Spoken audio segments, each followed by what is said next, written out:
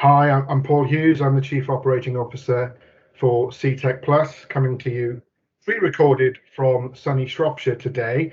And I'm delighted to welcome Ruben Holmes, who's the Head of Restart Policy at the Department for Work and Pensions. And Ruben is joining us, I believe, from Peckham. Hi, Ruben. Welcome. Hi, Paul. Thanks for having me. Not at all. Delighted you could join us and join us, I suppose, for a short session exploring some of the rationale behind the DWP's commissioning of the Restart scheme. Thank you for agreeing to join me for this Q&A. I guess a fairly obvious question from me to kick off, but hopefully it doesn't diminish the merit in asking it. And that is why the DWP decided to commission the Restart scheme. Yeah, so I mean, last year the government announced the plan for jobs to help people affected by the labour market impacts of COVID-19. And for DWP, that included several measures that we've already rolled out. For example, Kickstart, increasing work coach numbers in job centres, job entry targeted support scheme and job finding support scheme. Those are all kind of about helping people get back to work as quickly as possible. But we know some people are going to take longer to find work and may benefit from some additional support. And that's why DWP is commissioning Restart. So it's specifically designed for people who reach 12 to 18 months unemployed. And it'll complement the vital work of Job Centre Plus, adding in sort of extra capacity for additional tailored support for that group. I mean, evidence and experience tells us that additional investment for this group can have a real impact in terms of more people back into sustained work, great sort of benefits for them and their families, but also good value for money for taxpayers. And that's why we're doing it.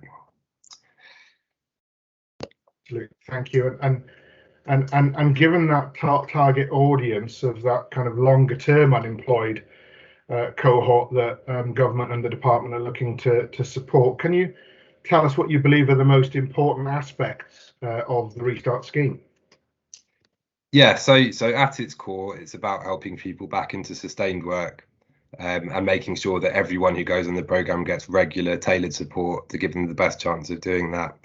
I mean, within that, there's a few key points I'd highlight aside from the scale, because obviously this is a really huge investment in making a difference for people who need it most. But some key aspects, I suppose, that we want to see a really personalised and locally tailored service. So providers will be asked to find the best ways of helping people in their sort of individual and local context.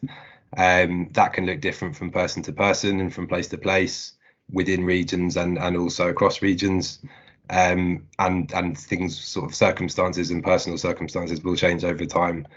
So we've aimed to design in the incentives and the structures to enable and encourage that as effectively as possible.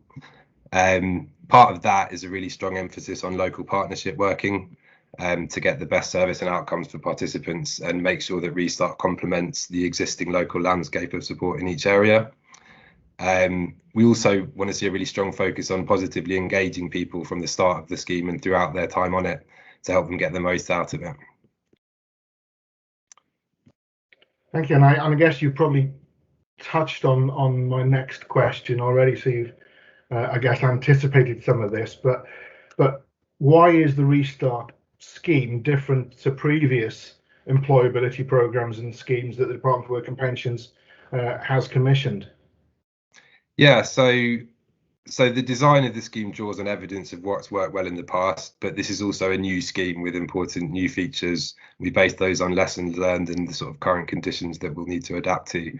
I mean, elaborating on some of what I said before, so alongside that continued focus on getting people back into sustained work as the kind of key outcome, we've designed in stronger customer service standards into contracts. So those include ensuring kind of personalisation of support for all participants, a minimum frequency of contact using a variety of methods and channels. And that's a really important new feature that we've built in. So for the first time as well, from the start of one of our contracted programmes, we'll be instructing a third party to carry out a customer satisfaction survey. And the aim of that is really to use the feedback that we get from it to identify best practice, drive continuous improvement in provision delivery. Then sort of thinking more about that kind of different local challenges that providers will face and that people will face in their local areas. We've asked bidders in the procurement process, including yourselves, to show how you propose to tailor your offer to local labour market conditions in the area you were wanting to operate in. So DWP worked with local stakeholders from local government and elsewhere to develop some specific questions in each contract package area. And as part of the selection process, those questions were responded to by providers and evaluated by local stakeholder representatives. So we've incorporated some local expertise into that evaluation and the selection of providers. And those responses have then been built into contracts. So we'll look forward to some really strong partnership working in live running between providers and local stakeholders. I suppose another new feature is, recognizing that the way that DWP and also providers engage with participants, particularly early on, can make a real difference to their experience on the programme. We've sort of had a real focus on that positive engagement from the start. So work coaches and providers will be engaging from the start through a warm handover introductory conversation before someone is referred to introduce the person to the provider and vice versa. And then thereafter, at any point in the programme, if any issues are identified, there can be a three-way conversation between the provider, the work coach, and the participant to really keep that positive engagement going. Could go on, but I think those are some sort of key new features that we've designed in that we're hopeful to see sort of delivering some results. No, absolutely recognise those, and I guess continuing the theme of you in part anticipating my next question. I think you touched possibly on some of this in that response. Thank you. Is why CTEC Plus has been invited to deliver the restart provision for the Southwest. Yeah, so we saw a good level of competition for contracts across all the areas that Restart will be operating in, and that includes the Southwest. Our commercial teams assessed all the bids robustly, and contracts went to those offers that had the most credible proposals against the criterion, the constraints that we'd set out. As I've mentioned, there was a really strong focus on the local engagement and integration piece, as well as on the sort of more detailed service offers and a number of other areas.